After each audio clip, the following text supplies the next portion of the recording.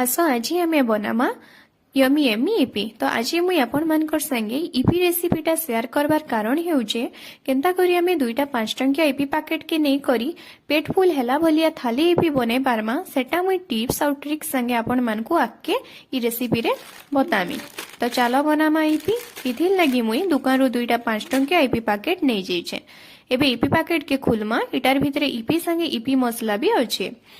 तो आमे एबे गोटे खुरी रे किछि गरम पानी नहीं जिमा आरो सेन इपी के पके करी इटा के 7 रु 10 मिनिट तक पुत्रीबार लगी छाड़ी देमा। आपण चाहेले इटा के खंड खंड करी किना पानी रे पके करी 5 रु 10 मिनिट तक पुत्रीबार लगी छाड़ी देबे। एबे मुई किछि कटा प्याज छेचा लहसुन और कटा पातल घंटा कटा धनिया पतर और गोटे मिर्चा के नहीं जाइछे।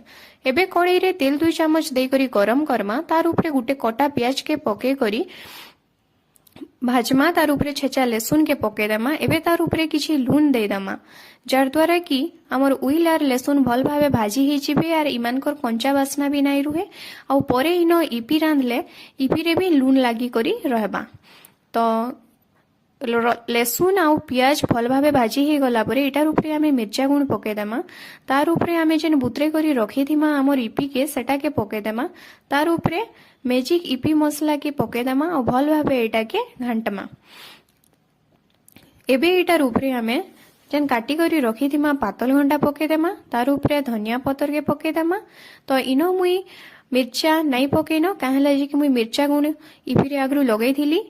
देखो केते बढ़िया हिसाब रेडी हे गला पूरा थाली इपी। इटा मुई 2टा इपी पैकेट रो इ थाली इपी बनेछे। आपण भी एंता करी घरे ट्राई करून देखबे बहुत बढ़िया लागबा इपी।